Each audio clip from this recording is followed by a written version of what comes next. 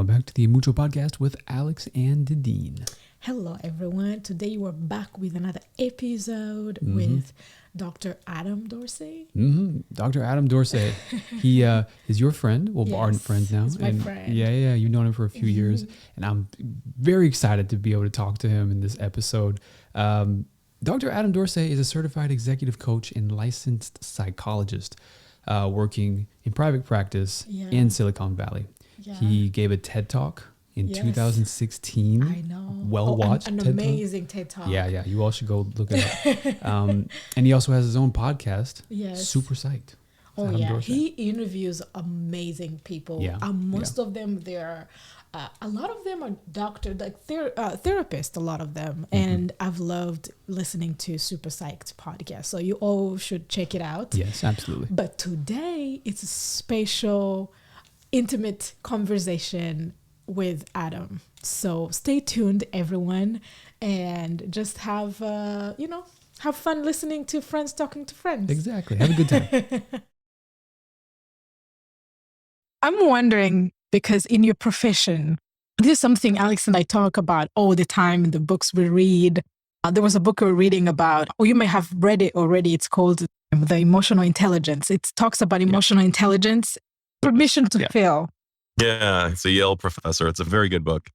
Yeah, because he talks about the emotional, like how as women, we tap into our emotions. It's the first thing we do, almost like all the time, that it can get annoying to men who don't tap into the emotions. It's kind of uncomfortable for those men. And I know that in your profession, you work with men a lot. Primarily, I would say it's about 80-20. Wow. So and how long have you been a psychologist? Sure. I've been providing psychotherapy for 13 years. I have a history of being an executive coach as well. And when I was pre-licensed, the majority of the people who came to see me were female. And I couldn't keep a male to save my life. And somewhere around a year into being licensed, it flipped. And I saw my first super successful male who intimidated me, and I was positive he was going to fire me after the first session. There's just no way I was going to keep this guy with his resume and his title and his Wikipedia page and all that other stuff. I barely even got through just trying to explain informed consent with him. I sounded like the fourth grader. I was stuttering and I was just like, oh, I'm so fired. And we clicked. And I realized, my gosh, if I could work with this guy, then maybe I could work with other guys like him. And it was the weirdest thing. I have absolutely no idea how this happened, but in the next couple months, my door was knocked on figuratively, by all of these kind of guys, really powerful Silicon Valley guys who'd never done therapy before. And either were there because their wife said it's time. And they're like, okay, I'll go, but begrudgingly. And I think therapy's a bunch of crap. And I'll come back and I'll tell you how much it's crap. And they would even say that to me. They'd say, yeah, I'm here just for one session, just to at least tell my wife I tried it. Right. It doesn't work. And at minute 40, they'd look at me and they'd be like, is this supposed to feel good? And I'd be like, it can. And he's like, I kind of like this. And at a far greater than 90% rate, the guys stayed. And sometimes I'd get calls from their wives saying, Dr. Dorsay, I love what you're doing with my husband. I know you can't call me back, but just want to tell you thanks. He's just sexier than ever. Sexier than ever. He's like, because he's like more emotionally attuned to me and we're just connecting. And so it's been a great ride. And I love working with the people I do. I've often said that if it wasn't ethically or legally contraindicated, there are people in my practice who I'd love to go grab a cup of coffee with and say, dude, let's talk. You're cool. But I can't do that. I'm wondering, because I know your beautiful family. I remember the first time I met your family, your youngest son played guitar and sang for us. I feel like you're someone who's, of course, that's what you give to your patients, but also how did you get into wanting to do this therapy for people, like this work that you do? So Dydine, because it's you, I'm going to give you the full answer. Please. My mom says that when she used to push me in the stroller, I would engage everybody as a baby. I was just checking out everybody and just so curious about people. Well, lo and behold, I, as a child, had a lot of struggles academically and socially. And I ended up seeing a therapist as a 10-year-old. I didn't tell anybody I was going to a therapist. Of course, that would be too embarrassing. Yeah. At the time, there was a huge stigma against it. This was the early 80s. And I saw Dr. Cohen. And the reason that's relevant is he was on a street called the Alameda, which we'll come back to in a minute. And he was awesome. And I realized he really helped me a lot feel more grounded socially. He just was so non-judgmental and wise. And I thought, gosh, I'd love to do what he's doing. Mm-hmm. And so from a very young age, I thought I would love to be a psychologist. And I studied psychology in college. I ended up going to Japan for a few years. The reason I chose Japan was I wanted to go someplace that was nothing like my world. Mm. Japan is like 180 degrees in many cases from kind of Western and American life. Mm-hmm. And I thought, I'll learn the language. Mm-hmm. I will immerse myself to become a better psychologist. Mm-hmm. That's why I went to Japan, to learn psychology. I thought this would be like Jedi school, learning how to really see like what's American, what's Mm-hmm. Japanese, and what's just human. Right. And just because culture really plays such a big part in our lives. Mm-hmm. And it's really front and center in Japan. So I come back, go to graduate school, and I ended up taking a break from graduate school and started working for money. I thought, this whole working for money thing is pretty cool. Maybe I won't become a psychologist Mm-hmm. because unbeknownst to me at the time, I had ADHD. It had never been treated. And I was still having trouble Mm-hmm. with the studies aspect. Mm. Yeah. And so I worked in the corporate world for a number of years and I handled the ADHD. But by this time, it was way too late for me to become a psychologist. And who do I marry but a psychologist? Mm-hmm. And she would tell me about her day every day at dinner. I'd be like, oh, that shouldn't have been my day, but it's too late.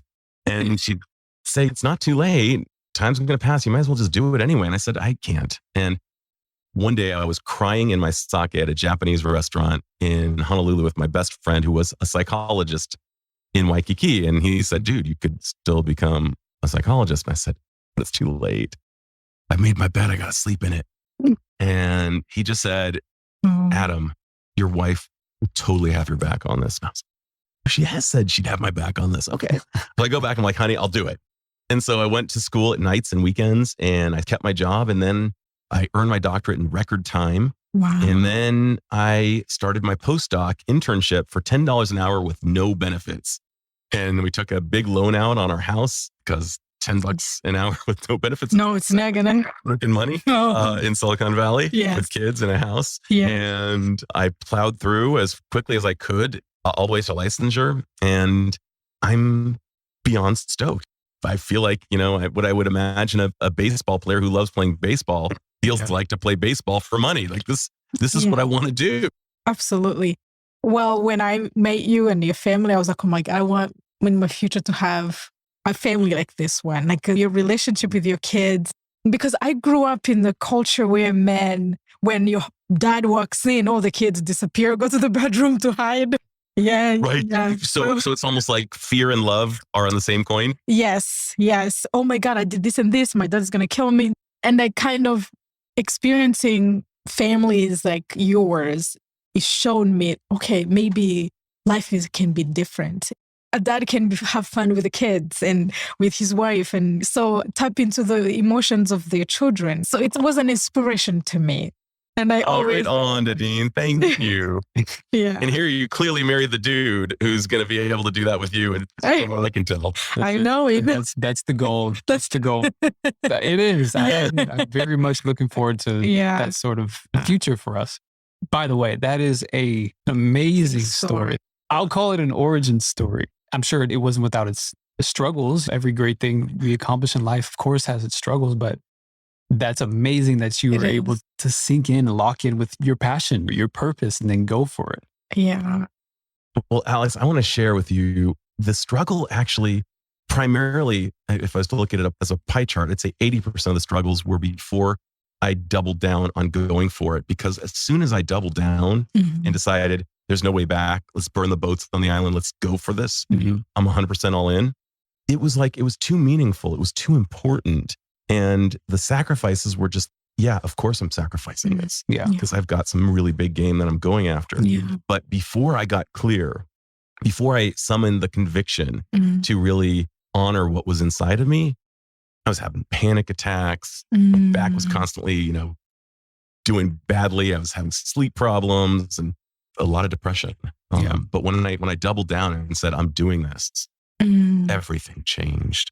That's interesting. Do you feel like the physical pain was sort of a manifestation from like the inner turmoil? Turmoil? Yeah. Dude, 800%. Yeah. Yeah. It's called somaticizing. And what happens when we're kind of in an internal impasse of like, I can't figure out how to do this, or I'm feeling some cognitive dissonance, or my life is not consistent with my virtues or my truths or my values, because it wasn't. I was doing a job that was okay, but it didn't make my soul sing. And I knew every night at dinner when my wife was describing her job, yeah, that was the job that would make my soul sing. And I was just like, okay, I got a purchase order for a large amount of money and I'll get a commission, but this is not what makes my soul sing.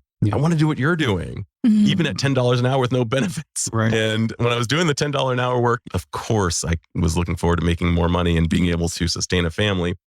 But those were some of the most fun hours I ever had. I was working primarily with gang affiliated youth. And here I was, this guy with gray hair and kids who were either Sureño or Norteño, depending on the room I was in. And we would vibe. It worked well. As soon as I kind of figured out how to connect with them, it was some of the most fun I've ever had. And interestingly, the masculine issues of the gang affiliated youth, not so different in many ways from the issues that the C-level executives of Silicon Valley describe. They're just described in different vocabulary, but they're the same. They're very similar in terms of the distance that they have between their emotions in their lives. I'm thinking now, how do you break when someone comes in, like your first client, with that mask of masculinity? There's a book I read about that mask of Masculinity. I've read that book. It's great. Yeah. How do you even able to break through that and for them to be able to realize there's joy outside, that if you take it off, it's actually not, how do you say it? The vulnerability behind that mask is actually beautiful and powerful. How are you able to do that? So everybody comes in with different music, if that makes sense. And you can feel it. Like some people kind of come in with this kind of cacophonous, early 20th century dissonant music that sounds like something like two violins playing against each other. And you just kind of have to like name the two things. If you can tap into the music of the person and say, I feel you. And I'm using that word very carefully, I feel you, because that is the basis of something called interpersonal neurobiology. It means that our brains are connecting at this moment. And I can connect with people from various walks of life. Learning how to speak Japanese certainly allowed me to bridge two different worlds, and linguistically, socially, culturally. But also, I had this crazy job that probably gave me some of the best Jedi training, and I don't cite it often enough. I was a bank teller. Once again, for some reason, $10 an hour. So making $10 an hour as a bank teller. And I was like, gosh, I pretty much have a master's degree. I speak fluent Japanese and Spanish, and I make $10 an hour. And they just treat me like a human ATM. Right. And I thought, I was reading at the time. I know what you're talking about. Okay.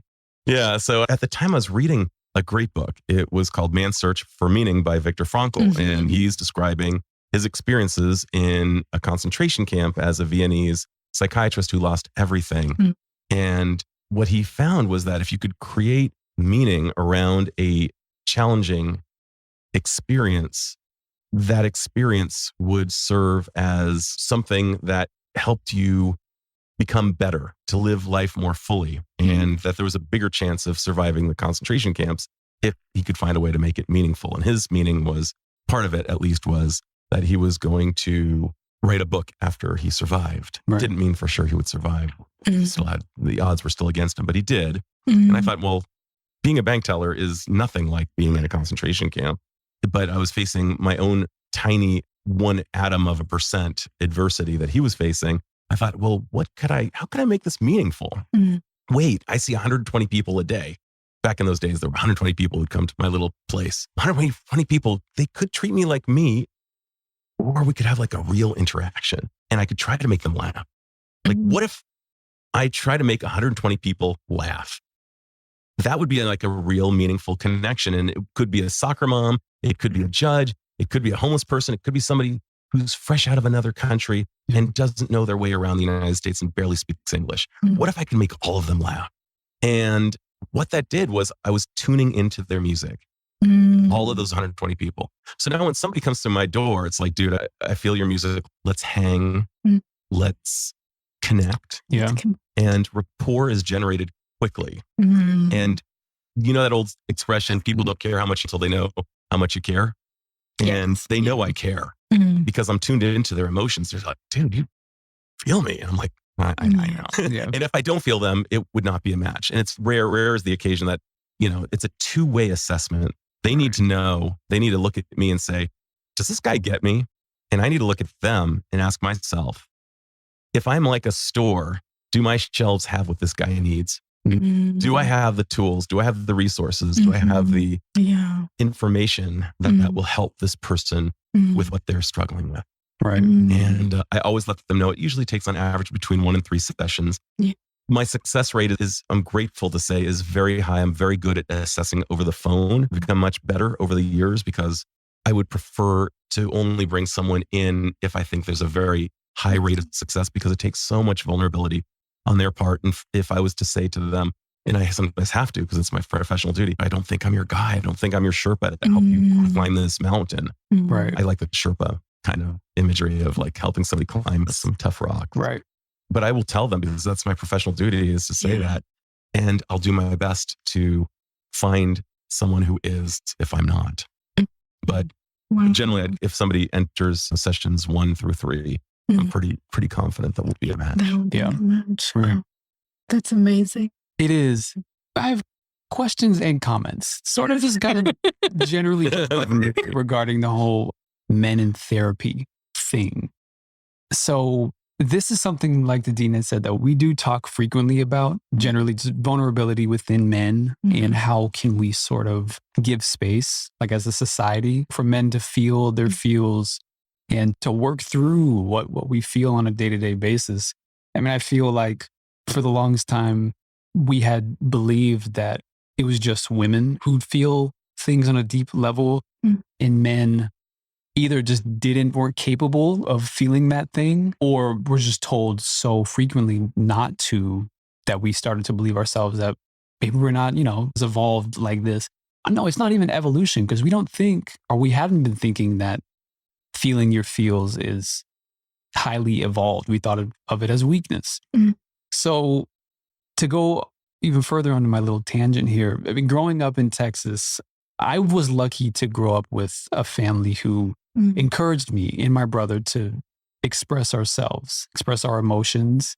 Wow. It wasn't always easy, obviously, because we grew up in a community, late 90s, early 2000s, where hyper-masculinity still is a thing now, but I suppose even more so back then, 20 years ago. But it's been such a wonderful process, sort of dealing with my own very complex emotions, and also allowing my other guy friends or my male family members to do the same thing with me. I've never actually said this out loud, but I think I've taken on the role of therapist in my friends group growing up.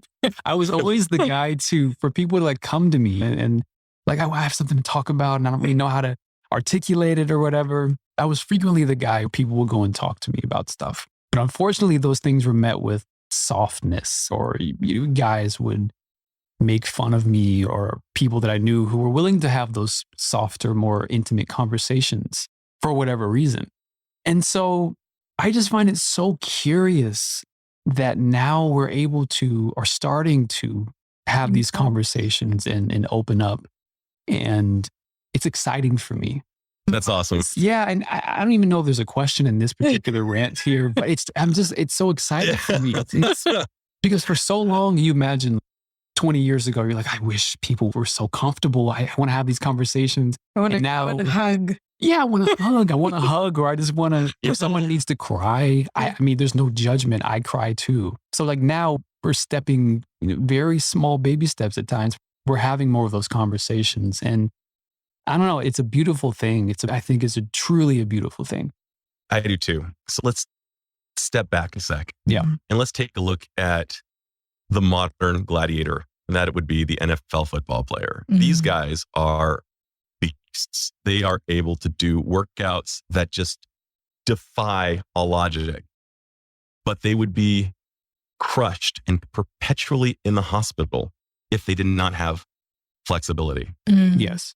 They are only as resilient as they are flexible. So what do they learn? They learn dance, they learn stretching, they do yoga, they do all kinds of stuff to make themselves more flexible. And as I listen to you, Alex, you're a guy I could throw a football with. And I got to tell you, I got a cannon. I may be 53 years old, but I can still throw an NFL-sized ball 43 yards. I'm ready. Yeah. And I take that very seriously. But what you've got is not softness. You've got flexibility. And I remember growing up, like I made an entire episode about this idea. I grew up in an anti-disco generation. If you like the Bee Gees, insert misogynistic or homophobic term, and that was going to be cast upon you. Right. And same thing about feelings. And meanwhile, I've got this son who's 16 years old and he is just a beast, and he loves the Bee Gees and he loves all kinds of music. If you actually saw his music collection, it is mind blowing, just incredible. And he said, in my generation, we're way more fluid and we're just way more flexible when it comes to music. We do not have to just pick a side. And that's what you've done. You're like, hey, you know what? I'm not just going to be speaking English, but I'm going to be speaking French, and I'm going to be speaking Japanese and other languages, because languages are similar to being expressing our emotions. Like, who wants to just be monolingual? Let's be able to say, like, I love listening to Italian music because it's like you hear these guys, singing, and it's just, whatever that was way better than. There's something there. But that just hit my heart really hard. Yeah. There's something about that, man. So same thing. And then meanwhile, if you aren't emotionally intelligent, you said something really brilliant. You said, I help them articulate. Tried to. And to help.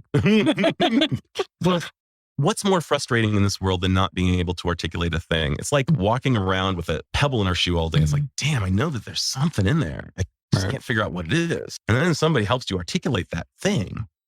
And it's almost like a surgery. It's like, wow, you just pulled that out of me. And now it's not bugging me. Right, exactly. That's amazing. Dr. Alex, I want another surgery next week. I'll be seeing you. I'm just like, yeah, it's interesting. I grew up playing sports, and in Texas, it's all about football. I was right. Right. No, you're absolutely right there.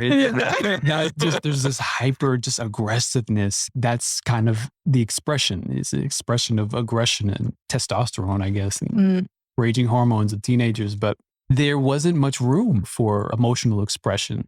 And I was a kid. I felt all these different things. I'm sure like every other kid did, but I just felt like there's a yearning. I needed to express these things. Whether it was drawing, I guess we all have different outlets. I used to draw a lot. That was my artistic expression. And then it got more vocal with acting and theater and that sort of stuff. I always like to compare that particular dichotomy with, have you ever seen the movie High School Musical, perhaps? The Disney Channel. I'm not going to believe this. Yeah. I haven't. You haven't? Yeah, Zac Efron. Well, I'm sure you understand this. I've always, but I've been in high school musicals myself. Okay, well, I'm sure you understand how. So yeah, I mean, it's a story about a kid who grew up playing basketball. That's what he was known for, the popular kid. And then he starts falling in love with musical theater. And it's like he tries to hide that side away from his.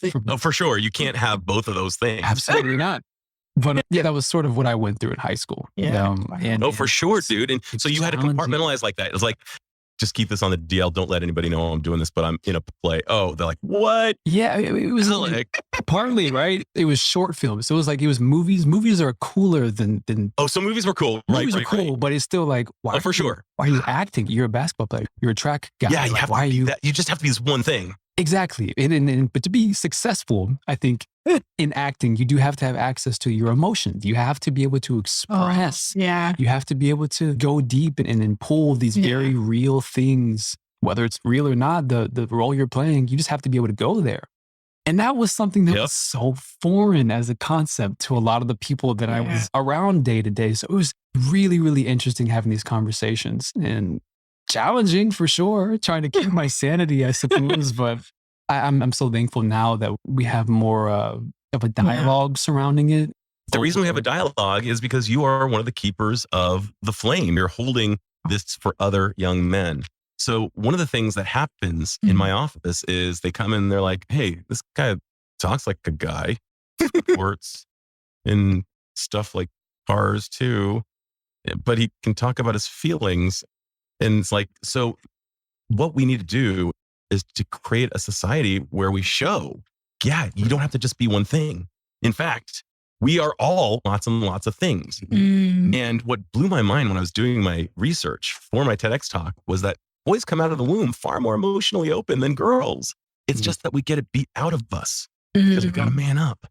And we are far weaker in the long run. And I would say the divorce rate is higher if we could just get off our high horse and just go into the emotional zone. And the reason I say get off our high horse for several reasons. And part of it is like losing the ego. But part of it is actually, if you look at the structures of our brain, the high-minded stuff that you talked about earlier, Alex, we were told that our feelings were kind of useless. Yeah, they were totally useless data. Right. And for centuries upon centuries, they were considered useless except for the fact that they kept us alive and used our emotional data to know, like, is danger nearby? But these days, we really don't tap into our emotions to just really see what's going on the dashboard of life. I hear from so many guys around the idea of doing what you and Dydine just did. I knew I shouldn't have popped the question. I knew I shouldn't have popped the question, but she was giving me so much pressure.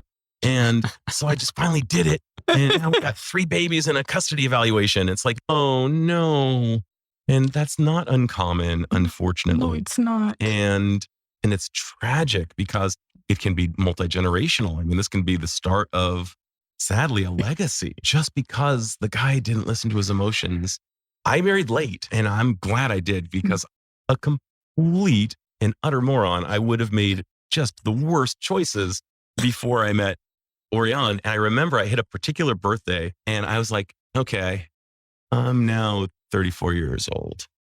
And pretty much I need to like get smart in this whole dating process. I'm going to address my intellect and my emotions. And I'm going to try to see this almost like from an HR perspective. Like if I was trying to hire for the position of wife, so to speak. Yes. Not just involved, because I mean, there's a time for emotions. Yes. Because I loved all the women I was with before, but they just weren't right. You just knew that this was not going the distance. Right.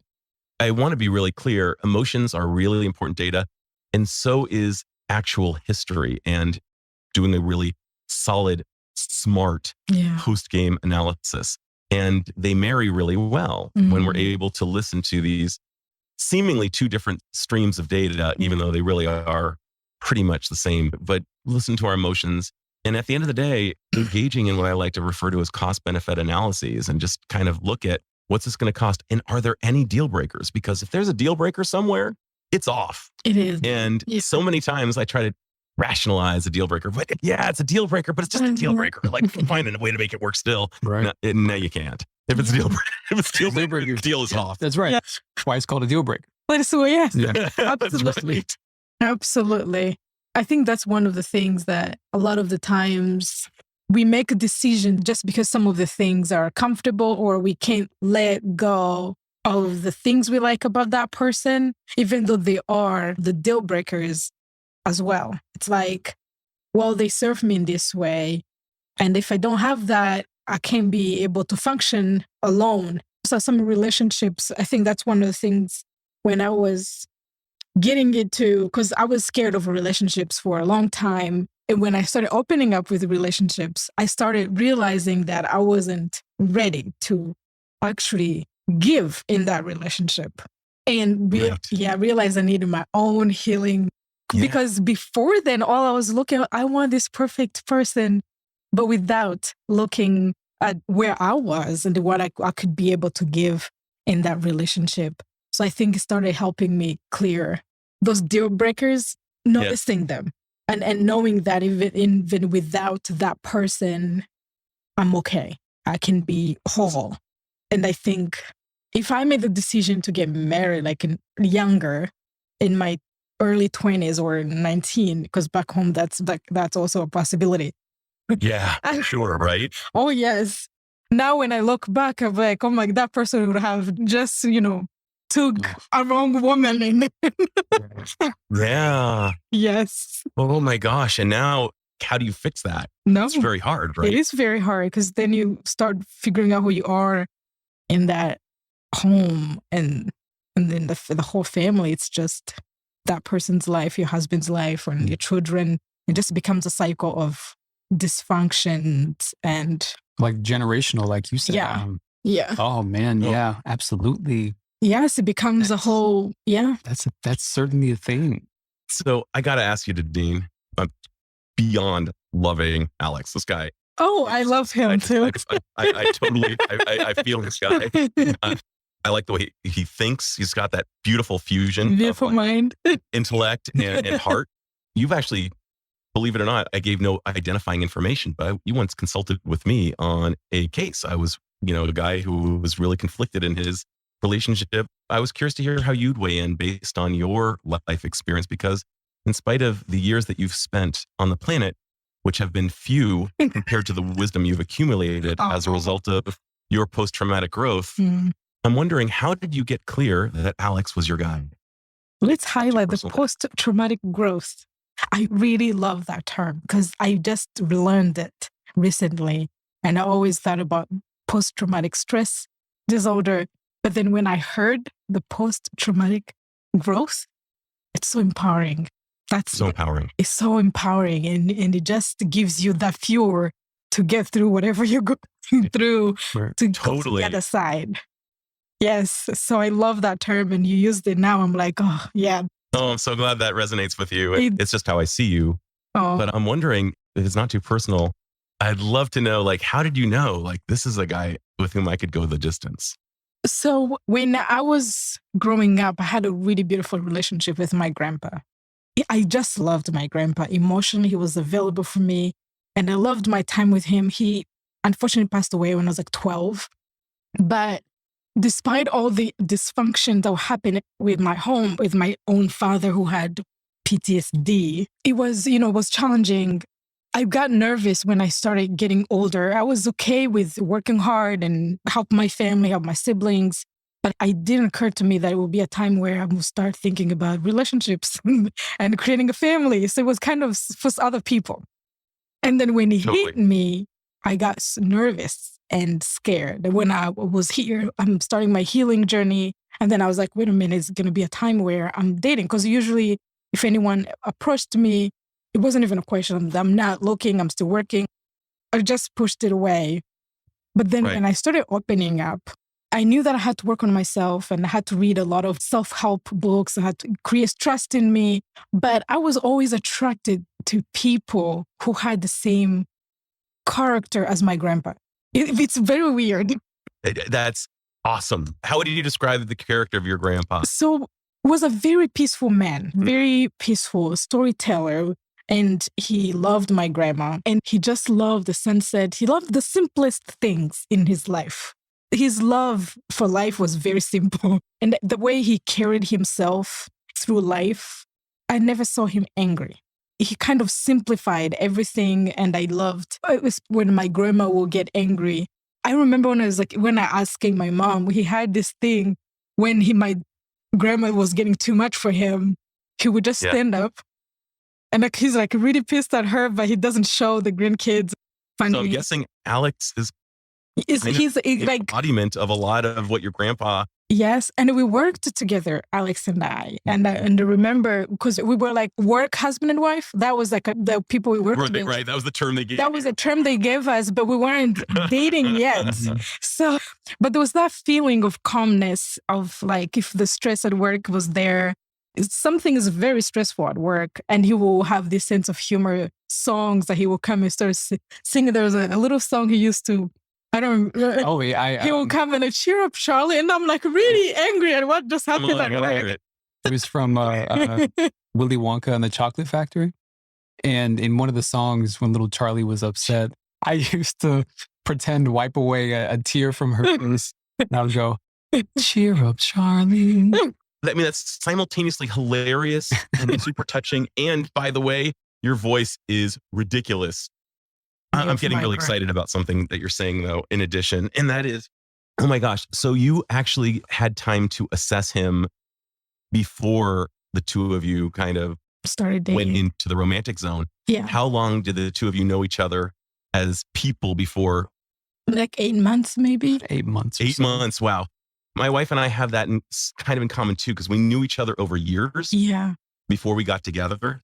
What I've seen can go so sideways is all of those feel-good hormones, the oxytocin and the serotonin, the dopamine associated with romance and sex. And it's like, oh my gosh, it's there for a reason. Yes. Biologically and for survival. Yeah. But it doesn't really, I mean, and it should be there for a long relationship. But I like the idea, the model that the two of you have, checking each other for 8 months. You saw each other for like 3 full seasons. So you got to see each other. Oh, this is how they are. Every day. A bad day, a cold day, a warm day, a busy day, a not so busy day.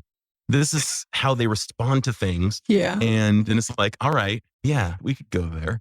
You kind of vetted him. I had a crush on you, but I was like, no, I can't go there. It's not safe. Because I was like a trusted person. I don't know if it's going to work. I don't know. So I would. Totally. Well, it also helped that we were like really good friends. We really good friends, yeah. Would seek each other out for just advice, comfort, books, fun. Yeah. We'd share books. So yeah, we became very good friends at first. And then it naturally sort of blossomed into a scary zone. I like to call it when one of us has a crush and the other one, you don't know if the other one knows and you're trying to kind of keep it on the down low, but you know, but then you're like, I got to act on this. Yeah, I don't want to ruin the friendship, but. Well, that's the thing. Like, not only you don't want to ruin the friendship, but you also work together. And if it goes sideways, you don't really know how that dynamic at work's going to feel like. But I honestly wasn't thinking about all of that. I just really didn't want to mess up the friendship. You didn't want to torpedo this great friendship. Right. And I was like, I was scared, but no, definitely. I had to. I had a feeling it was you. What was the straw that broke the camel's back that made you say, all right? I had a surgery and I went back to Dallas to get it. Mm-hmm. And it was over the summer of 2019. And she picked me up. She picked me up in an Uber. And it was like, hear me out. So that's awesome. I didn't even really think about it all. I mean, I was thinking about her when I was at home in Texas. Yeah. And we FaceTimed a couple of times, but it wasn't until I saw her face, like in the airport terminal, in the luggage pickup, I was like, oh my gosh, I'm so... I haven't heard you describe this. Overjoyed that it's you and not like, I don't know, anybody else, but just you're here with me. It felt like something far deeper. And I hadn't felt it before. And it helped that you also picked up Starbucks for me. I mean, it was like, that's totally uncommonly kind for someone to do. But it was uncommon? It was common? Well, I wasn't expecting it, I guess. Yeah. Well, it sounds like it was the currency that was kind of in sync with your love language. Yeah. And it's like, oh, she just did this for me. Yeah. In combination with just your heart opening upon seeing her, like in such a massive way. Dude, I mean, I remember full on, like when I was it's so beautiful. And it reminds me of when I decided there's no turning back. I have to ask this woman for her hand in marriage. She and I were on a trip together. We traveled ridiculously well, similar to you and Dydine. Like, I was just like, oh man, I just love being with her. I love the way she thinks. I love listening to her just talk about whatever. And we play well together. We travel well together. We think well together. And we were on this bike ride and we were going down this really big mountain and we had to go in order of weight. So she was like number 4 and I was like number 10. Mm-hmm. And I was looking at cyclist number 4 and I was just like, dude, if you do not marry this woman, you are making the biggest mistake in your life. Like, you've got to go here. Because I always thought, I had been listening to a lot of myths and a lot of metaphors about like jumping the broom, so to speak, and the courage it takes. Mm-hmm. And the paradox for me was, it was the least courageous thing I've ever done. But the courage it took to get to the place where I knew myself well enough to get married, that took courage. Right. But once I had found her, similar to kind of like becoming a psychologist, at that point, it was just like, oh, this is just seamless. It was like the idea of like when the why is big enough, the how will take care of itself. The reason was big. And I'd done all the work. I'd done all the therapy. I had been in men's process groups and talking about our feelings and still being guys who loved our tech and loved our cars and sports, but could also expand our range of motion and talk about real feelings and use that emotional data to leverage big life decisions. So like when I decided to sign on, similar to you, I mean, when you decided like, hey, I'm going to move forward and go into romance with Dydine, for me, like to move forward with Umunyana was just like piece of cake. This is the easiest thing I've ever done. I have to agree with that. There are a few things in life that you are 100% certain on. I can't think of another situation that I've been so certain on. And then you're right though, like the work that it takes to get to that point, I mean, it's certainly a lot. And you do have to get to a place spiritually, mentally, emotionally to sort of be sure of yourself enough to then be vulnerable, I guess, to put yourself in that position. But once you get to that point where, I don't know, you're just like, I know what I want with this woman. It's a matter of when, not if. It's just like, it's going to happen. It's in my mind. I'm like, I'm definitely going to marry this woman. I know. It was like, of course, it was a matter of fact. Because we had been together as a couple for almost 2 years. But the life we lived in those 2 years, it didn't really change. Because I thought once we get engaged, something's going to change. And then when we get married, something, you still is the same person. Honestly, I feel like I hit the lottery. I tell you, never in my entire life would I have thought that I would have ended up with someone as, there's so many adjectives that can describe you, Dydine, but I think you're like, I've seriously questioned to myself. I was like, did I marry an angel? I'm not even kidding, Dydine. I'm like, you are so like full of love and life and patience. And I'm like, how did I get so lucky? Honestly, 100%. 100%. You're so kind. I do mean that from the bottom of my heart. All right, beautiful people. All right. Thank you so much for joining. Thank you so much for joining us. Thank you so much for your time. How was that? It was fun. It was good. I know. It was so much fun. It was fun. He got a lot out from me talking, because you know what he did, because he's a psychologist and he's also a podcast host. Right, exactly. At so he started asking us well. questions. So it was kind of it was back and forth. It was fun. Yeah. And so it's nice being able to be on the receiving end, him asking you questions, and it was nice. It was good. It was a wonderful. It was it felt like a collaboration. Yes. It felt like a safe space for us when we were speaking. And I hope you guys enjoyed our conversation. Mm-hmm. And if you have any questions, if you have comments, just comment below or give us 5-star reviews. Both. Yeah, and we'll see you next Thursday. We'll be back next Thursday. Yeah, with another episode of Umuco Podcast. All right, stay tuned. Stay tuned.